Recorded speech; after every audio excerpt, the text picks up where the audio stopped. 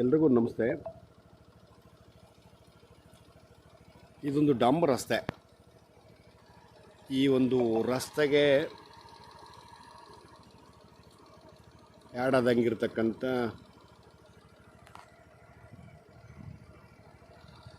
ಇದು ಅಂದರೆ ಈಗ ನಾನು ಹೇಳಕೊಟ್ಟಿರೋಂಥ ಆಸ್ತಿ ಇದಲ್ಲ. ಆ್ಯಕ್ಚುಲಿ ನಾನು ಹೇಳಕೊಟ್ಟಿರೋ ಅಂಥದ್ದು ಎಂಟಿ ಲ್ಯಾಂಡ್ ಒಂದಿದೆ. ಸೊ ಅಂದರೆ ಈ ಮಣ್ಣು ಆ ಮಣ್ಣು ಎರಡು ಒಂದೇ. ಅಂದರೆ ಏನು ಬೆಳಿಬೋದು ಅನ್ನೋದಕ್ಕೆ ಇದೊಂದು ಉದಾಹರಣೆ ಅಂತ ಹೇಳಲಿಕ್ಕೆ ನಾನು ಇದನ್ನು ಇದು ಮಾಡ್ತಾಯಿದ್ದೀನಿ ಅಷ್ಟೇ. ಇದು ಇದೇ ಊರಿನವ್ರದ್ದು, ರೈತರದ್ದು. ಅಂದರೆ ಹಳೆ ಆಸ್ತಿ, ಹಳೆ ತೆಂಗಿನ ಮರಗಳೆಲ್ಲ ಒಂದು 25 ವರ್ಷದ ತನಕ ಆಗಿದ್ದಾವೆ. ಹಳೆ ಮರಗಳು ಎಲ್ಲವೂ.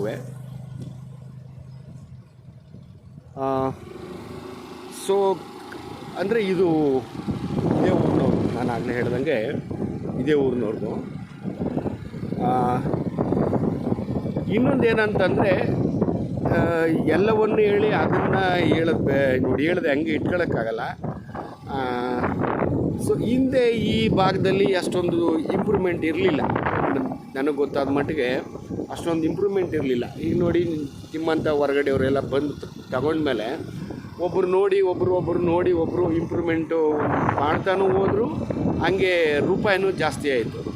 ಇಷ್ಟೇ ವ್ಯತ್ಯಾಸ ಆಗಿರ್ತಕ್ಕಂಥದ್ದು. ಈಗ ಇದೇ ಡಾಂಬರ್ ರಸ್ತೆಗೆ ಹೊಂದ್ಕೊಂಡಂಗೆ ಇರ್ತಕ್ಕಂಥ ಒಂದು 4 ಎಕರೆ 9 ಗುಂಟೆ ಇದೆ, 29 ಗುಂಟೆ ಇದೆ. ಅದು ಕೂಡ same soil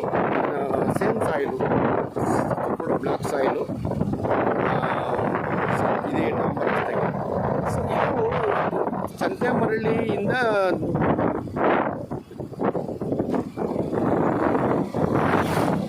Kollegal highway ಹೋಗುತ್ತಲ್ಲ. So ಆ ಹೈವೇಯಿಂದ ಒಂದರಿಂದ 1 ಕಿಲೋಮೀಟರ್ ಅಷ್ಟು ಅಂತರ ಆಗ್ಬೋದು ಅಷ್ಟೇ. ನೋಡಿ, ಇದು ಕೂಡ ಅಷ್ಟೇ. ಇದು ಒಬ್ರಿಗೆ ಆಗಿರ್ತಕ್ಕಂಥದ್ದು, ಇದು ಕೂಡ ಬೇರೆಯವ್ರಿಗೆ ಆಗಿರ್ತಕ್ಕಂಥದ್ದು ಇದೇ ರಸ್ತೆನಲ್ಲಿ. ನೋಡಿ, ಹಿಂಬಾಗಕ್ಕಾದಂಗೆಲ್ಲ ಸಂಪೂರ್ಣ ಬೆಳೀತಾ ಇದ್ದಾರೆ. ಇನ್ನು ಸ್ವಲ್ಪ ಜನ ಹಂಗೆ ಇಟ್ಕೊಂಡಿದ್ದಾರೆ.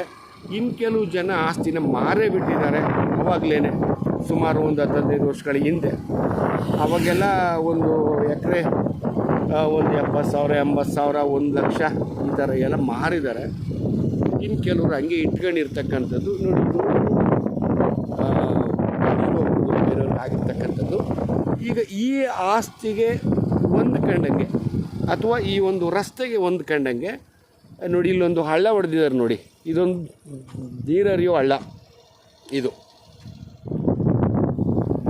ಈಗ ಈ ರಸ್ತೆಯಿಂದ ಈ ಕಡೆ ಎಂಟ್ರೆನ್ಸಲ್ಲಿ ಸ್ವಲ್ಪ ಉತ್ತಿಲ್ವಲ್ಲ, ಉತ್ತಿಲ್ಲದೆ ಇರತಕ್ಕಂಥದ್ದು ನನ್ನ ಪ್ರಕಾರ ಒಂದು 3/4 ಎಕರೆ ಅಷ್ಟು ಬರ್ತದೆ. ಒಂದು 30 ಗುಂಟೆ ಅಷ್ಟು ಬರ್ತದೆ. ಈ 30 ಗುಂಟೆ ಒಂದು ಇಲ್ಲ, ಈ ಒಂದು ಎಂಟ್ರೆನ್ಸ್ದು ಬೇರೆ ಅಂದರೆ ಇನ್ನೊಬ್ರದ್ದು, ಇದೇ ಊರಿನವ್ರದ್ದು, ರೈತರದ್ದು. ಸೊ ಆ ಲ್ಯಾಂಡು ಈಗ ಅಲ್ಲಿ ಪ್ರೆಸೆಂಟ್ ಆಗಲ್ಲ. ನಾನು ಹೇಳ್ತಾ ಇರ್ತಕ್ಕಂಥದ್ದು ಈ ಲ್ಯಾಂಡಿನ ಹಿಂಭಾಗದ್ದು, ಆ ಕಡೆ ಉತ್ತಿದೆಯಲ್ಲ ಅದು. ಜೊತೆಗೆ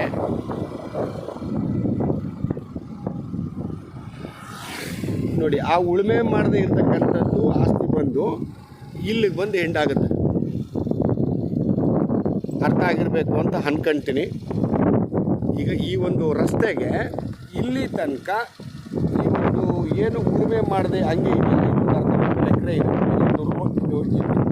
ಒಂದು ರಸ್ತೆ. ಆ ಉಳುಮೆ ಮಾಡದೇ ಇರೋದ್ರಿಂದ ಹಿಂಭಾಗಕ್ಕಾದಂಗಿದೆಯಲ್ಲ, ಆ ಹಿಂಭಾಗದ್ದು 1 ನಂಬರ್ 2 ಎಕರೆ 9 ಗುಂಟೆ. ಅಲ್ಲಿಂದ ಈ ಕಡೆಗೆ ಆ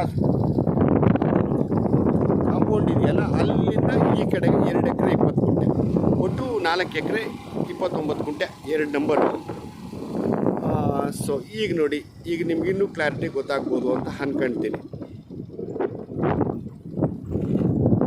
ಇದು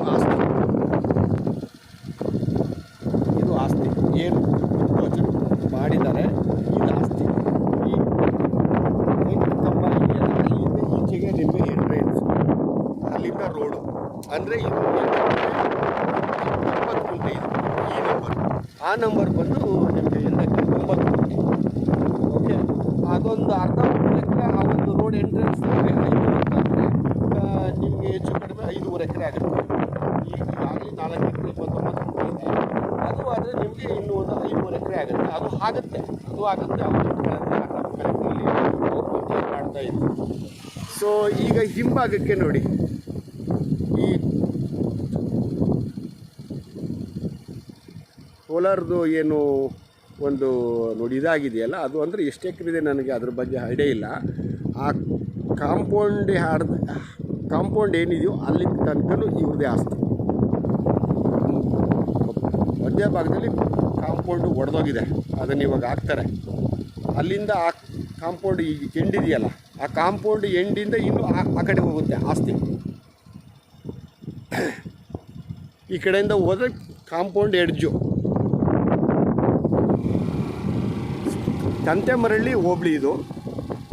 ಸಂತೆಮರಳ್ಳಿಯಿಂದ ಒಂದು ಅದೇ ನಾನು ಆಗಲೇ ಹೇಳಿದಾಗ 6-6.5 ಕಿಲೋಮೀಟ್ರಷ್ಟು ಅಂತರ ಆಗುತ್ತೆ.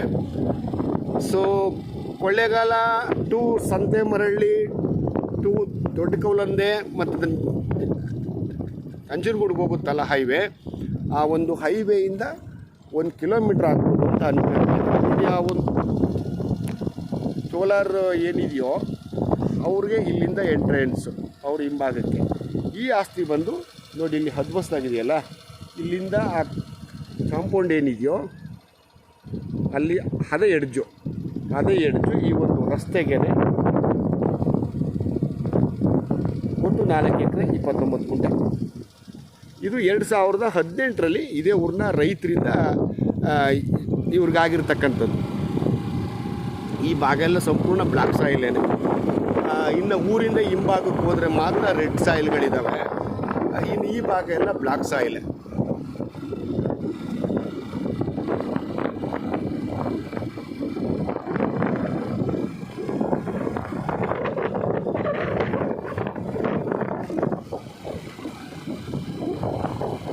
ಈಗ ಹೆಚ್ಚು ಕಡಿಮೆ ಮಧ್ಯಾಹ್ನ 1:15 ಆಗಿದೆ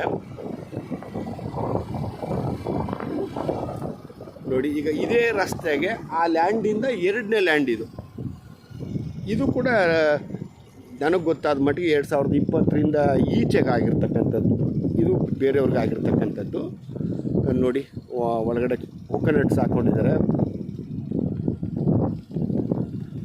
ಪಂಪ್ ಸೆಟ್ ಮಾಡ್ಕೊಂಡಿದ್ದಾರೆ, ಒಳ್ಳೆ ವಾಟ್ರ್ ಬಂದಿದೆ ಆಯಿತಾ. ಜೊತೆಗೆ ಇನ್ನೊಂದು ಸ್ವಲ್ಪ ದೂರದಲ್ಲಿ ಹಳ್ಳಿ ಇದೆ.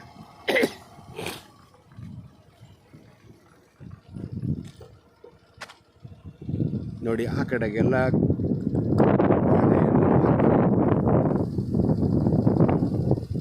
ಕಬ್ಬು ಬಾಳೆ ಎಲ್ಲನೂ ಹಾಕ್ತಾರೆ. ಈ ಭಾಗಕ್ಕೆ ಬಂದರೆ ಈ ಭಾಗದಲ್ಲಿ ಅಂದರೆ ಆಸ್ತಿಯ ಆಪೋಸಿಟ್ಟು ನನ್ನ ಪ್ರಕಾರ ಒಂದು 40-50 ಎಕರೆಯಷ್ಟು ಸ್ವಲ್ಪ ಹಂಗೆ ಫ್ಲ್ಯಾಟಾಗಿ ಇಟ್ಬಿಟ್ಟವ್ರೆ, ಏನು ಮಾಡಿಲ್ಲ. ಯಾಕೆ ಮಾಡಿಲ್ಲ? ಒಂದು ನಾನು ಆಗಲೇ ಹೇಳ್ದಂಗೆ ಆವತ್ತಿನ ಒಂದು 10-15 ವರ್ಷಗಳ ಹಿಂದೆ 1 ಎಕರೆ 50,000, 40,000, 60,000, 70,000 ಸುಮಾರು ಜನ ಹೊರಗಡೆ ಮಾರ್ಬಿಟ್ಟಿದ್ದಾರೆ. ಎರಡನೇದು ಇನ್ನು ಕೆಲವರು ಊರಲಿಲ್ಲ, ಅಥವಾ ಇನ್ನು ಕೆಲವರಲ್ಲಿ ಮಾಡೋಕ್ಕಾಗದೆ ಹಂಗೆ ಇಟ್ಕೊಂಡಿರ್ತಕ್ಕಂಥದ್ದು. ಇನ್ನು ಕೆಲವು ಗೌರ್ಮೆಂಟ್ ಆಸ್ತಿಗಳು, ಹೀಗಾಗಿ ಒಂದಷ್ಟು ಜಮೀನುಗಳು ಹಂಗೆ ಇದ್ದಾವೆ. ಸೊ ಇದು ಆಮೇಲೆ ಇವತ್ತಿನ ನಿಮಗೆ ಗೊತ್ತಲ್ಲ, ಈ ಪಂಪ್ ಸೆಟ್ ಮಾಡಿಸ್ಕೊಂಡು ಇವತ್ತಿನ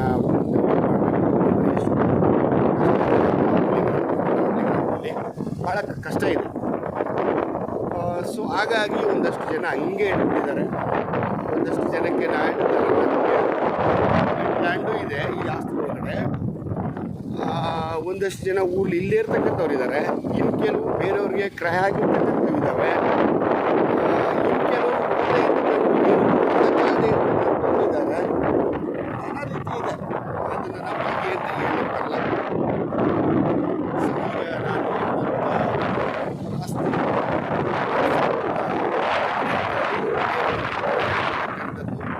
ಓವರಾಲ್ ಆಗಿ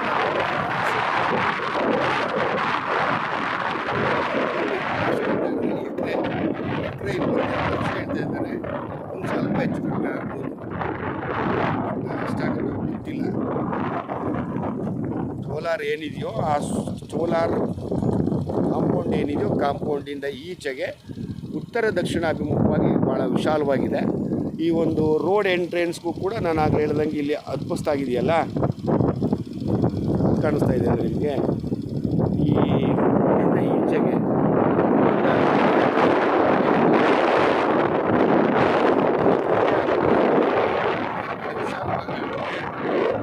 ಸಾಕಣೆ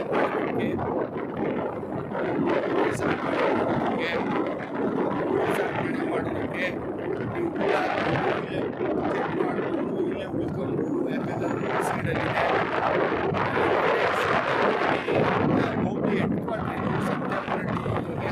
ಚಾಮರಾಜನಗರಕ್ಕೆ ಹತ್ರ, ಯಳಂದೂರ್ಗೆ ಹತ್ರ, ಕೊಳ್ಳೇಗಾಲಕ್ಕೆ ಹತ್ರ, ನಂಜನಗೂಡಿಗೆ ಹತ್ರ. ಸೊ ಅಂದರೆ ವ್ಯಾಪಾರದ ದೃಷ್ಟಿಯಿಂದ ಲೆಕ್ಕಾಚಾರದಲ್ಲಿ ಮಾಡ್ತಕ್ಕಂಥವ್ರಿಗೆ ಒಂದು ರೋಡ್ ಅವೈಲಬಲ್ ಇದೆ. ಅದ್ರ ಜೊತೆಗೆ ಎಷ್ಟೊತ್ತು ರಾತ್ರಿ 12 ಗಂಟೆ ಅದು ಬರ್ಬೋದು. ಇಲ್ಲಿ ಯಾವುದೇ ರೀತಿ ಕಾಡು ಪ್ರಾಣಿಗಳ ಹಾವಳಿ ಇಲ್ಲ. ಜೊತೆಗೆ ಹೈವೇಯಿಂದ ಬರೀ 1 ಕಿಲೋಮೀಟ್ರಷ್ಟು ಹತ್ತಿರದಲ್ಲಿದೆ. ನಿಮ್ಮ ವ್ಯವಹಾರಕ್ಕೆ ಭಾಳ ಅನುಕೂಲ ಆಗುತ್ತೆ. ಜೊತೆಗೆ ಅಥವಾ ಬೇರೆ ಥರ ನಾವು ಮಾಡ್ಕೊಳ್ತೀವಿ ಅಂತಂದ್ರೂ ಕೂಡ ಅನುಕೂಲ ಆಗುತ್ತೆ. ಇಷ್ಟು ಮಾತ್ರ ನಾನು ಕೇಳಬಲ್ಲೆ. ಇನ್ನು ಬೇರೆ ಬಾಕಿ ವಿಚಾರ ನಿಮ್ಮ ವಿಚಾರ ರೆಕಾರ್ಡ್ ಕ್ಲಿಯರ್ ಇದೆ, ಏನು ತೊಂದರೆ ಏನಿಲ್ಲ. ಹಿಂದೆ ಬಂದು ಇದೇ ಊರನ್ನ ಅಲ್ಮತಸ್ತ್ರದ್ದು ಇದು ಆಸ್ತಿ. ಈಗಾಗಲೇ ಪ್ರೆಸೆಂಟ್ ಇರ್ತಕ್ಕಂಥದ್ದು ಕೂಡ ಓಕೆ, ರೆಕಾರ್ಡ್ದೇನು ಸಮಸ್ಯೆ ಇಲ್ಲ. ಲೋನ್ ತಗೊಂಡಿದ್ದಾರೆ, ಅಷ್ಟು ಬಿಟ್ಟರೆ ಬೇರೆ ಏನಿಲ್ಲ. ಅದನ್ನು ಲ್ಯಾಂಡು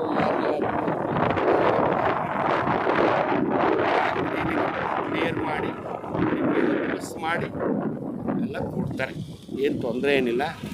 ಅಕ್ಕಪಕ್ಕದಲ್ಲಿ TCಗಳಿದೆ, ಹೋಮ್ಸೆಟ್ಗಳಿದ್ದಾವೆ, ಏನು ತೊಂದರೆ ಇಲ್ಲ. ವಾಟ್ರ್ ಆಗುತ್ತೆ, ಯಾಕಂದರೆ ಹಿಂದೆ ಇದ್ದಂಥ ವಾತಾವರಣನೇ ಬೇರೆ, ಇವತ್ತಿನ ವಾತಾವರಣನೇ ಬೇರೆ. ಯಾಕಂದರೆ ಇಲ್ಲಿಂದ ಈ ಜಾಗದಿಂದ ಇನ್ನೊಂದು 2-3 ಕಿಲೋಮೀಟರ್ ಅಂತರದಲ್ಲಿ ನಾನು ಈಗೊಂದು 2-3 ದಿನಗಳ ಹಿಂದೆ ಒಂದು ಹಾಕಿದ್ದೆ. 1 ಎಕರೆ 28 ಗುಂಟೆ ಲೇಕ್ ಇದೆ, ಒಂದು 100-120 ಎಕರೆ ಅಂತ. ಆ ಲೇಕ್ ಏನಿದೆಯೋ ಆ ಲೇಕಿಂದ ಈ ಆಸ್ತಿಗೆ ಒಂದು 2 ಕಿಲೋಮೀಟ್ರಷ್ಟು ಅಂತರ ಆಗುತ್ತೆ. ಆ ಲೇಕಿಗೆ ಕಬಿನಿ ರಿವರಿಂದ ನೀರನ್ನ ಹರಿಸೋಂಥ ಯೋಜನೆ ಆದ ಮೇಲೆ ಈ ಭಾಗದಲ್ಲಿ ಇರ್ತಕ್ಕಂಥ ಎಷ್ಟೋ ಪಂಪ್ಸೆಟ್ಗಳು ಹಳೇದು ಎಲ್ಲ ಓಲ್ಡಾಗಿ ಇನ್ನೇನು ಹೊಂಟೋಯ್ತು ಅನ್ನೋವೆಲ್ಲ ಈಗ ಅಚ್ಚುಕಟ್ಟಾಗಿ ಓಡ್ತಾ ಇದ್ದಾವೆ.